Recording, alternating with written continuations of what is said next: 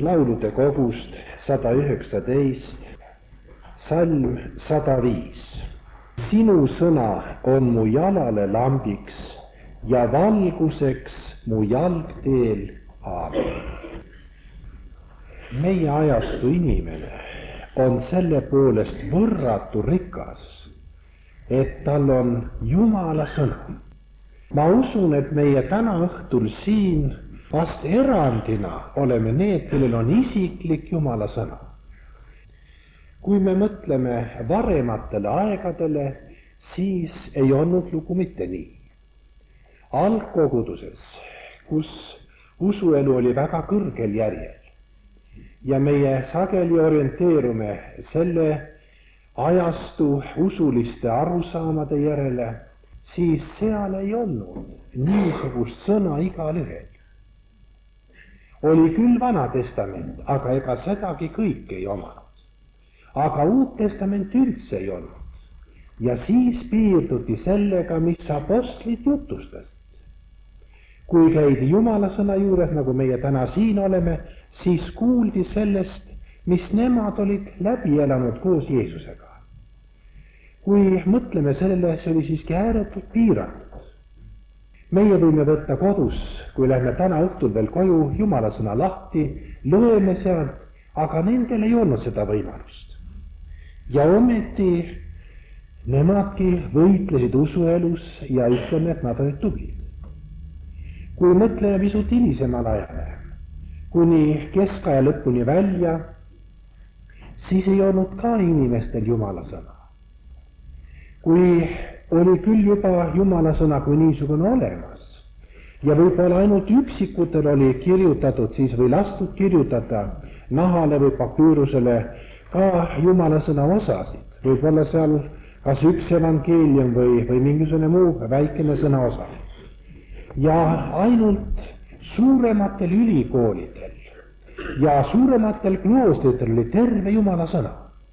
Nii et mõelgem, kui vilets oli siis inimestel ja isegi usuteadlased ja piiskopid, ka nendel ei olnud alati tervet Jumala sõna, et nad oleksid võinud seda uurida ja lugeda. Ja meil on nüüd igal ühel Jumala sõna. Kui kallis see on, aga kui rikkaks see meid teeb. Nii et kogu keskaeg möödus siis selliselt kuni reformatsiooni ajani, kui Luther tõlkis piibli saksa keelde, nii et see pidi rahvale saama siis käepäraseks, ja siis, kui trükikunst leiutati, siis see tõepoolest sai juba inimestele praktiliselt kättesaadavaks. Nii et selles mõttes peaksime küll meie Jumalat tänama, et meil on Jumala sõna. Ja sellega on ka meil suur vastutus. Sest meie ei saa kuidagi viis ütelda Jumala kohta eeskord, et ma ei teadnud, et see nii on Jumala sõnas öeldud. Ja sellepärast ma eksisin. Aga meil on igal ühel Jumala sõna. Ja meie ei või oma teadmatust siin vabanduseks kuidagi tuua. Nii et see vastutus on väga tõsine. Muidugi meil on ka mõningaid raskusi, mis tol korral ei olnud. Ja raskuseks on see, et näiteks liberaalsed teoloogid on piiblit arvustanud ja see on siiski jätnud väga sügavaid mõjusid. Mina isiklikult, kui õppisin, siis tundsin seda raskust kord eriti. Ja Vana Testament kaotas selle tõttu juba oma autoriteedi mu silmis.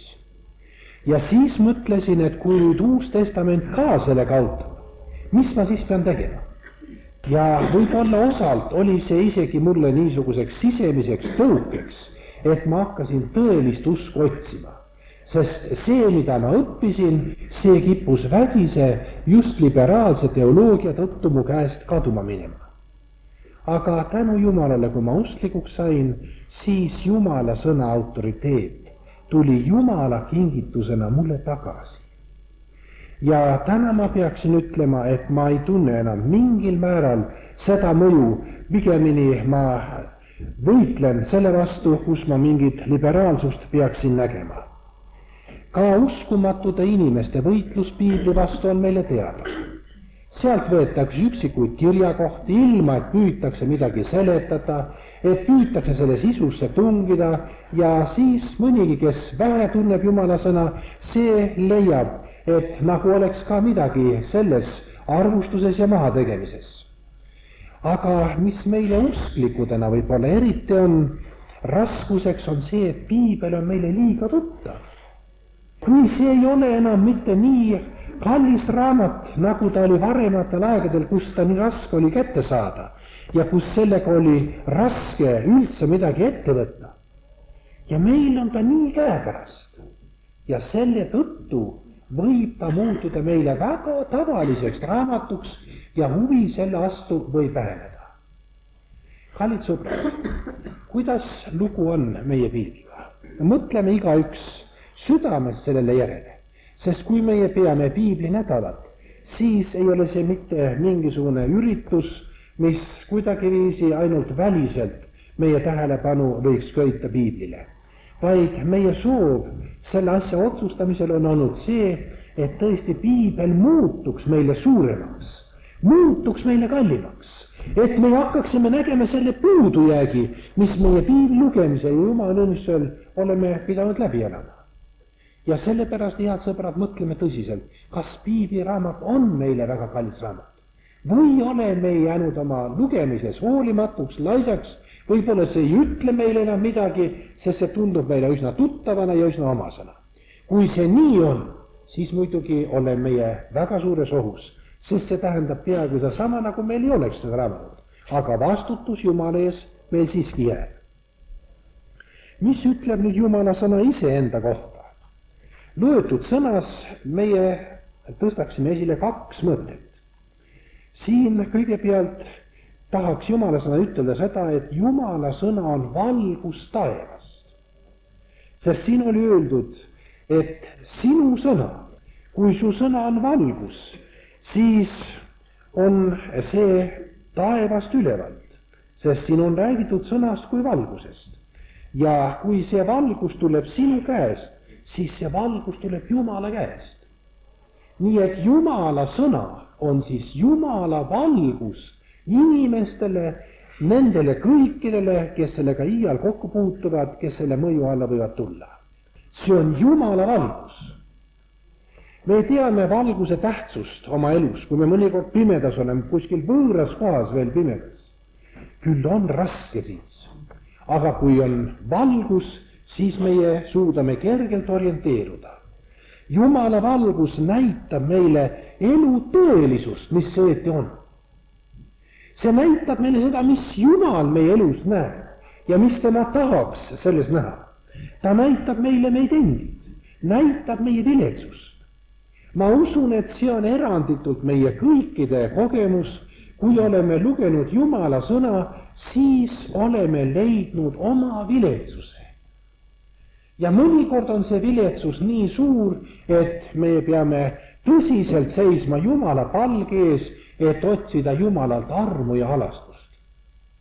Kui meie selliselt Jumala sõna kokku puutume, ma usun, et siis on iga kord Jumala sõnal meile midagi ütelda ja sellel korral meie tõesti parandame ja muudame ennast ja see tuleb kasuks. Jumala sõna näitab meile seda, mis meie peame tegema, kuidas me oma elu peame korraldama ja näitab meile meie viletsust, aga samuti ka näitab väljapääsu sellest viletsusest. Näitab võrratut tulevikku. Ma usun, et oleme mitmel korral olnud sisemiselt liigutavad, kui oleme lugenud Jumala tõotusi. Oleme lugenud tuleviku väljavaateid. Oleme lugenud mõnele haigele või surijale ette, kui tema on hakanud minema üle selle piiri, mis on tundmata. Ja siis oleme saanud ise seal juures kinnitatud, sest Jumala sõna kõneleb meile tulevikust. See on valgus, niisugune valgus, mis meile hädasti tarvis on. Ta näitab meile ka seda jõudu, kust me võiksime saada kõike selleks võitluseks, mis meie elus tunneme endal puuduvat. Näitab Jumala abi ja kaasa töötamist. Jumal töötab meie kaasa. Ta tegutseb meie eluga kaasa, kui meie tema teel käime. Kui mõnikord Jumala sõna siin meile saab nii lähedaseks ja elavaks, et meie tunneme Jeesuse kaasa töötamist, siis me ütleme, et see on õnnistatud tegevus, ükskõik mis alal see ka ei oleks. Meie sageli liiga palju ise võtame asju ette ja ei küsigi, mis on Jeesuse mõte. Ja ei tule ka sellega nagu arvessegi, et kas on see tema juhtimine. Me palume küll, et lase see asi korda minna ja see on kõik. Aga kui meie selle teadmisega välja läheme, et Jeesus on minu kõrval, mõni tõotus, mõni Jumala sõna, mis meile seda kinnitab ja ütleb, siis meie käime selles valguses, kus tõesti õnnistus tuleb ülevalt ja meie ei käi üksinda. Ma usun, et väga palju meie elu tühisust kauks ära. Väga palju meie elu mõttetusi kauks ära, kui meie kõike vaataksime Jumala sõna valgelt. Ja sellisel valgusel meie tõepoolest tahaksime käia ja meil on võimalus käia, meid on kutsutud selles käima. Jumala sõna valgus on kogu inimkonnale. Inimkonnale ei ole teist raamatut. Ei ole paremat raamatut kui see, mis Jumal on andnud piibliraamatuna inimkonna kätte. Meie hindame Lao Tse, Konfutseed. Meie hindame hinduismi mitmesuguseid raamatuid. Seal on kauneid mõtteid sees. Aga neid ei saa kõrvutada ega võrrelda piibliga. Rääkimata siis Koraanist veel, mis on üsna madal. Nii et kui sellele kõigele mõtleme, siis see on inimkonna parim raamat. Ja see ei ole mitte ainult, mida meie nüüd ütleksime võib-olla piibli nädala puhul, vaid see on siis, kui meie tõepoolest vaatleme elu, jälgime piibli mõju ja jälgime seda tõesti tegelikus elus. Piibel on pannud kõlbelise elu alused ühiskonnale, rahvastele, riikide vahelistele suhetele. Ja kui seda kõik hakkab mõtlema, kus see kõik on välja kasvanud, mis meie igal päeval kõlbelises elus näeme ja milliseid nõudmisi meie peame loomulikuks, siis need on kõik piiblist välja kasvanud. Kui ei oleks piibliraamatut, me ei oskaks ette kujutada, missugune oleks meie kõlbeline elu, milline oleks üldse meie elu. Aga Jumala sõna, kuigi me ütleme kahjuks ei ole pääsenud mitte mõjule küllaldaselt, aga tal on olnud siiski kristlikus kultuuris oma osa. Ja niisugune osa, et meie tänapäeval näeme siiski kõiki neid nõudmisi, neid soove, mis on väga loomulikud ja mis on positiivsed ja nende alused, nende juured on Jumala sõnas. Kui üks inimene erapooletult tahaks Jumala sõna hinnata, siis ta peaks kõike seda arvesse võtma ja peaks sellega siis ka arvestama ja hindama Jumala sõna väärtust. Lugesin hiljuti indiaanlastest, kes on Amazonase ääres üsna metsikus olekus veel ja imestasin, kuidas nende kõlbelised arusaamad on niisugused, mida me nagu ei oska mõista. Näiteks seal üks mees lõi teise mehe maha ja siis, kui üks ekspeditsiooni liige küsis, et miks sa siit ta maha lõi, siis oli vastus väga lihtne, sellepärast, et see oli üks võõras mees. Ma ei tundnud teda. Aitas küllalt põhjuseks, et inimest maha lüüa sellepärast, et ma teda ei tunne. Mõelge, missugune mõtteviis seal võiks olla. Igal päeval ja need inimesed, kes seal elavad, need elavad tõesti tõsises hirmus, sest kogu aeg on suguharade vahelised maha löömised ja niisugustel põhjusel, nagu ütlesin. Sellepärast, et nad ei ole iialgi kokku puutunud selle valgusega, mis tõesti ülevalt tuleb ja sellisena nad ei oska siis oma elu hinnata ega hoida ja elavad kogu aeg suures hirmus, kartuses, igasuguste vaimude kartuses ja inimeste kartuses, metsloomade kartuses, nii et me võiksime nende elu pealkirjaks panna lihtsalt hirm ja kartus.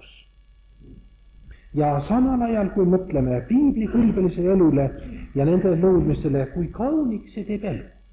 Võtab ära kõik need nähted, mis inimese rikutud loomusel on omased.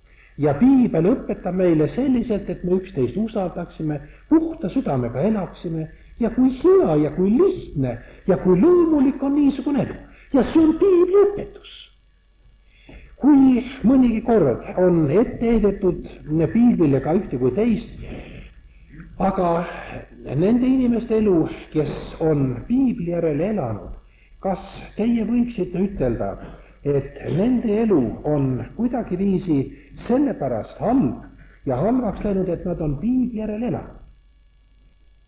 Meil on neid inimesi tuhandeid teada, kes ei elanud piibli järel. Ja sellepärast nende elu läks allamäge. Sellepärast nad olid halvad inimesed. Aga kui keegi tõesti elab piibli järel, siis see tõstab inimese kõrgele.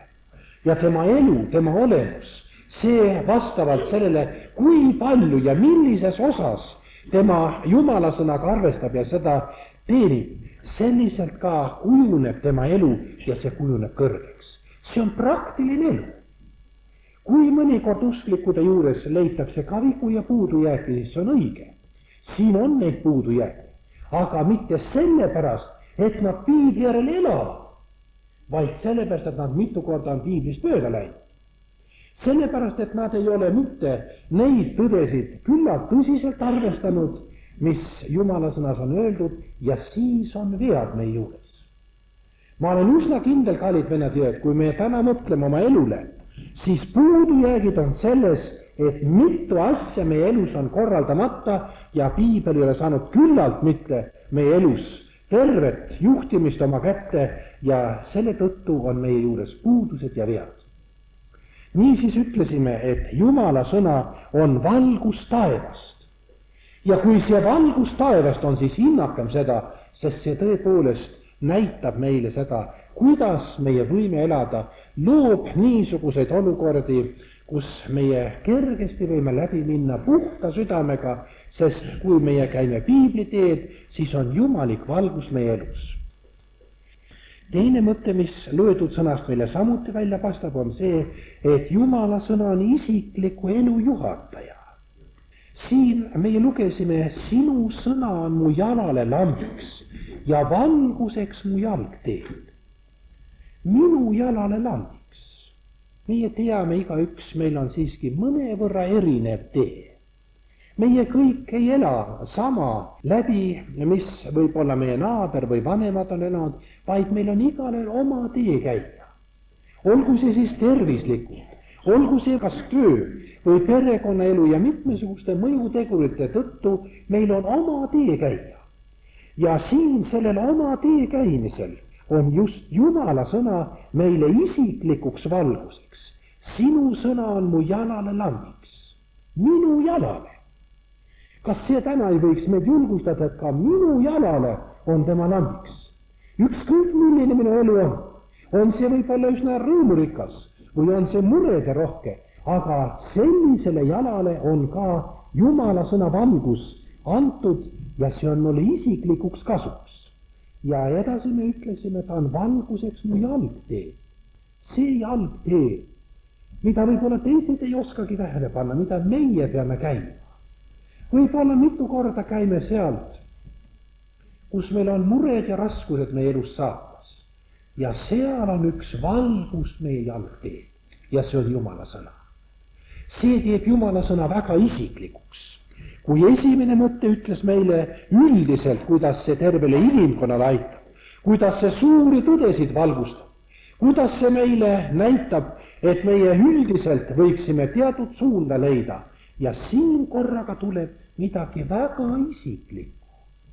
Mu isiklik väikene teekene, mille vastu teised huvi ei tunne, mis ükskord lõpeb kuskil tundmatuses ja siin me käime maailmas ja Jumal tuleb ja valgustab seda teed. Meil on aga tähtis, et meie seda laternat kasutaksime, et meie otsiksime siin, et tõesti meile Jumala sõna saaks ilmuda. Toon oma elust mõned näited, kus minu jalgtee sai just sõnast valgustatud. Seda on sellel nädalal soovitud, et seda just isiklikude kogemustega valgustatakse ja ma kasutan siis ka seda võimalust just selle mõtte kohaselt. Mu noorusaastate unistuseks oli see, et ma peaksin ja võiksin saada kirikuõpetajaks. See unistus oli mulle küll peaaegu nagu üle jõu käiv mu majanduslikude olukorda tõttu, aga nooruses on uljust ja julgust palju ja ma siiski ta lootsin. Ja siis tuli see aeg kätte, kus tõesti Jumal selle mulle võimaldas, kui lõpetasin ülikooli ja mul olid avatud need uksed, mida olin otsinud ja igatsenud.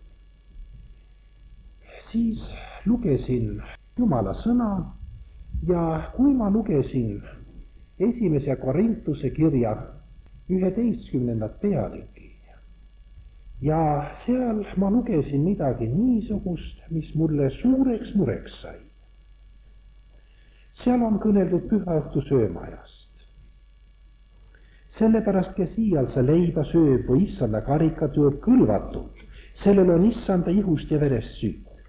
Aga inimene katsugu ennast läbi ja nõnda söögu tema seda leiba ja joogu sellest karikast, sest kes sööb ja joob, see sööb ja joob enne selle nuhtlust, kui ta aru ei anna enne selle ihust. Mis te nüüd mõtlete? Kui te oskaksite minu noorepõlve kujutlusi nende lihtsate salmidega, mis meile võib-olla nii omaseks saanud siduda. See tähendas minule suurt küsimust, kas mina kirikuõpetajana saan armulauda jagada igale ühele, kes ta tuleb saama, kui sõnas oli öeldud, et inimene sööb ja joob enese hukatuseks, kui ta seda tõsiselt ei tee. Mul oli see väga tõsine küsimus, sest ma tahtsin Jumala sõna järgi elada ja tahtsin Jumala sõna järgi oma asju korraldada. Ja see tundus olevat üle jõu käiv. Kui siin on mõni armas usklik Luteri kirikust, ärge minust valesti aru saage, ma ei mõista ei ühelegi kohut, ei ütle oma otsust kiriku kohta, aga ma räägin praegu oma isiklikudest tunnetest ja oma isiklikust arusaamast antud momendil. Ja mulle tundus siis niiviisi, et kuidas võin mina inimestele jagada Kristuse ihu ja verd, kui nad seda ei usu, kui nad sellest ei ole huvitatud ja kui see ei ole midagi muud kanud vormitäide. Lisandus sinna juurde veel see imelik juhtumine, et minu kodukülast 2 minu tuttavat, kellega olime koos kasvanud ühel vana-aasta õhtul, minu kodukirikus läksid altari ruumes purjus peaga kaklema. Nad olid vennad. Sest vana-aasta õhtul käib ikka armulaual, aasta oli mööda läinud ja ei olnud siis võimalust seda vast ehk varem teha ja huvi oli vähe, aga siis aasta lõpul mindi. Ja nemad ei olnudki just pahad poisid ja ma ei teagi, et nendel oleks midagi niisugust halba olnud ütelda. Ja ometi nad olid viina võtnud ja kui seal oli palju rahvast, rüseleti ja igaüks tahtis ikka kiiremini sinna ligema saada ja nemad läksid kaklema seal. Ja just see oli minule ka üheks tõukeks küsimuseks, mis ma siis teeksin nendega. Kogu see liikmed on ja mina olen õpetaja, mis ma teen siis? Ja see sai mulle uue tee valiku tõukeks. Kuigi, nagu te võite aimata, kui inimene on aastaid mõelnud sellele ja on see olnud tema kauge unistus, nüüd korraga ära jätta see kõrvale panna ja minna teist teed sellepärast, et Jumala sõnas oli nii öeldud. Täna ma muidugi mõistan seda, et see oli tõesti Jumala tee mulle. Ma ei ütle, et iga õpetaja nii peaks tegema, kuidas Jumal kellelegi selle valguse ja selguse annab, see on tema asi, aga minule oli see siiski niisugune asi ja ma ei ole leidnud hiljem kuidagi viisi võimalik olevat teisiti mõtlema hakata, kuigi on vahest tulnud madalaid teid käia, aga siiski olen tulnud, et Jumala sõna kõneles ja kõneleb praegu selliselt ja tunnen, et see ei ole pattude andeks andmiseks. Pattude andeks andmiseks on tarvis meil alandada risti alla, pöörduda oma elu Jumalale anda, aga see on Kristuse surma mälestamine. Võib-olla teil on see mõte kauge, sellepärast et te ei ole isiklikult sellega niisuguste muljete ja mälestusega seotud, aga mina võitlesin selle küsimusele kaua aega. Küll ma rääkisin vanemate kaasvõitlejatega, mäletan, sõitsin isegi Tallinnasse siin ja käisin piiskopi juures ja neid küsimusi lahendamas ja siiski Jumala sõna nagu raius mu hinge selle mõtte. Ja nüüd on tee läinud nii, nagu te teate, ja ma usun, et see on olnud Jumala tee. Üks teine näide, kuidas Jumal valgustab meie teerada ja on lambiks meie jalale. Sellest on terveid aastaid tagasi, kui töötasin veel Karmelis Luise tänaval ja pidasime seal piiblitundi, rahvast oli sama palju, kui mitte rohkem veel koos, rohkem nooremaid inimesi ja me parajasti vaatlesime Rooma kirja. Rooma kirja 6. peatükis olime oma vaatlusega ja siis tuli 6. salm. Ja kui me siis seda 6. salmi lugesime, siis hakkasime selle üle mõtteid vahetama. Ma loen selle 6. salmi. Kuna me seda teame, et meie vana inimene on ühes temaga risti löödud, et patu ihu kaotataks, nii et me enam ei orjaks pattu, siis korraga sai see salm mulle nii elavaks. Ja ma tundsin, et Jumal kõneles selle salmi kaudu minule sama piiblitunni jooksul. Ma ei saanud neid mõtteid muidugi välja ütelda, mida ma oma hinges siis tundsin, ja sellisena oli nagu 2 asja korraga mu käsil, juhatada piiblitundi ühelt poolt ja teiselt poolt kuulatada Jumala häält, mis temal on ütelda. Ja see mõte, kuna meie seda teame, et meie vana inimene on ühes temaga risti löödud, siis sai mulle nii suureks, et minu vana inimene on Kristusega risti löödud. Kas ma peaksin siis olema veel patuorja, patusulane? Kas ma peaksin nendele võitlustele ja nendele raskustele vaatama kui ülesaamatutele, mis ma tundsin võib-olla oma iseloomu ja mitmel teisel põhjusel? Ja see kuidagi sai mulle nii määravaks. Ja sellelt teelt siis hakkasid hargnema mitmed asjad mu elus. Ja kõigepealt seal samas Jumala vaim ütles mulle, kas sa oleksid valmis kõik oma elust välja andma. Lapse põlvest kuni tänase päevani.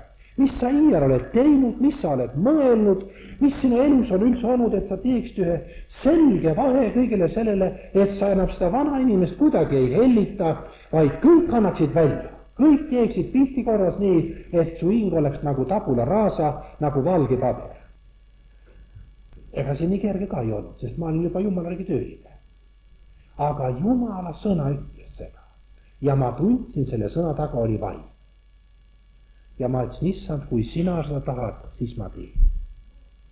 Ja tõepoolest, palusin siis, kellele seda rääkida, sain selguse ka, et ma pidin seda rääkima üle vennale, kogudusvanemale, väljaspool Tallinnat koguni, ja ta tuligi varsti siia, ja siis ma ütlesin, mul niisugune selgus on, et tahaksid ta mind kuulata, ja võtsin siis ka selle seisukoha ja palusin, et Jumal, tuleta kõik nüüd meelde. Ma enam teist korda seda ei taha korrata. Mis ma nüüd tuleb meelde, et ma kõik räägin, sest mul oli juba kogemusi, et mõni inimene käis on patutunnistamas 5 või 10 korda. Jälle tuli midagi meelde. Jälle ütlesin, ma seda ei räägin. Ja aga ma võtsin selle seisukoha, et kui sa on Jumal kõik mulle meelde tuletad, kõik ma räägin. Ja mis sa ei tuleta meelde, siis mina selle eest ei vastuta. Ja nii ma siis rääkisin. Ja mulle on saanud sellest ajast peale meie Kristuse lunastuse töö see osa väga-väga lähedaseks. Nii lähedaseks, et ma julgen täna veel ütelda, et ma igale ühele võin tunnistada, Kristus on meie rikutud loomuse viinud ristile. Selle tulemuseks oli see ka, et kui meil oli noori vendi terve rida, nemad said sellest puudutatud. Ja see andis nende usuelule nagu ühe sügava tõuke. Kui nüüd on suur osa nendest läinud Jumala riigi tööle, siis usun, et see on mõnevõrra kaasa isegi aidanud selleks, et tõesti nagu midagi sügavat, isiklikku läbi elada, ja see oli siis meie kõneluste põhjuseks, oli meie palve põhjuseks, oli meie jutluste põhjuseks väga sagedasti, väga mitmed inimesed elasid läbi uusi kogemusi ja kokkupuuteid Kristusega sellel valgusel, et meie võime siit vabaks saada. Ja ma julgen täna õhtul seda mõtet korrata, kui keegi tunneb, et ta võitleb patuga. See on hea. Aga tea siiski seda, et meie vana loomus on Kristusega risti löödud ja see on meie võit. Meie liiga vähe võib-olla tunneme seda ja liiga vähe arvestame sellega ja selle tõttu liiga vähe elame läbi ka seda võitu, mida Kristus meile on toonud. Mitte ainult, et ta meie patud on andeks saanud üksinda, seda kindlasti, vaid ka see taimelava, kus need patud tulevad, meie vana rikutud loomus, et see on ka ristile viidud. sellel ei ole enam eluõigust. Ja kui meie usus selle saame vastu võtta, kui Jumala vaim teeb selle meile nii elatuks, siis korraga me näeme sisemist vabadust. Ja ma tunnetasin kaua aega seda vabadust. Pean kahjuks ütlema, et kõik asjad vananevad. Kõigega meie harjume. Ja muidugi tahaksin ja sooviksin, et need mõtted, küll see ja paljud teised võiksid jälle saada uuesti elavaks, sest see tähendaks meile, kallid vennad ja õed, edasiminekut. Ma kardan, et väga mitmed usklikud on seisma jäänud. On jäänud seisma lihtsalt oma väliste harjumustega ja ei ole saanud enam Jumalalt uusi kokkupuuteid ja elamusi ja selle tõttu Jumala sõna ei ole enam midagi saanud uut ütelda. Kui te lubate, ma veel räägin. Sellest on 16 aastat tagasi, kui ma olin raskesti haige. Olin suremas haige, oli veremürgitus ja järgnes veel tromboos ja mitu muud häda juurde. Ja siis Jumal andis ühe erilise õnnistuse mulle sellel teel, et ta tegi oma sõna mulle lahti. Ma olin 3 kuud liikumatult voodi peal. Ja ma ei oska seda kirjeldada, mis see tähendab, kui sõna on lahti. Mul oli palju aega siis. Lugesin mitmesugused raamatud, aga esimene raamat, mida ma lugesin, oli Jumala sõna. Ja lugesin siis, mäletan parajasti psalmisid, ja kui ma seda lugesin, siis mu silmad ei olnud iial näinud seda, mida ma siis näin. Uued mõtted, uued tõed. Niisugused tõed, et ma lugesin ja nutsin. Jumala sõna sai mulle nii lähedaseks. Ma tundsin, kuidas Jumal midagi nagu valas mu hinge. Ja sellest ajast peale on mul tekkinud niisugune arusaam ja niisugune kujutlus Jumala sõnast, et see on nagu kihiline. Meie võime näha pealmist tihti ja see on meile õnnistuseks ka. Aga kui Jumal saab meid kuidagi nii valmistada, et meie hinges on mingisugune suurem vastuvõtuvõime ja kui püha vaim saab meile elavaks teha seda, mida seal sõnas on öeldud, siis meie samas salmis võime näha nagu mitu kihti ja need sügavamad kihid on nagu ära peidetud ja pealiskaudse vaatusele me ei oska neid mõista, aga kui Jumala vaim saab meile nii lähedaseks ja nii meid kuidagi haarata, küll muutub Jumala sõna siis suureks. Ärge nii aru saage, et meie siin kansis tahaksime endast kõnelda, vaid me räägime oma kogemustest ja tahaksime Jumalale au teha, jutustades tema tööst, sest see on Jumala töö, kui tema oma vaimuga saab meie juures midagi teha, saab meile näidata meie teed, meie olukorda. Teie olete kindlasti läbi elanud, kui Jumala sõna mõnikord saab suureks, see haarab kogu meie hinge, kogu meie elu ja siis me oleme nii nagu mõnikord taeva valguses, aga teinekord oleme nagu põrgu tules. Sest Jumala vaim näitab ja selgitab meile asju, mida meie ise ei oska kuidagiviisi mõista. Ja see on, mida sõnas ütles siin, et sinu sõna on mu jalal lambiks ja valguseks mu jalg teeb. Andku Jumal meile arm, et me elame püha elu, laitmatut elu. Aamen.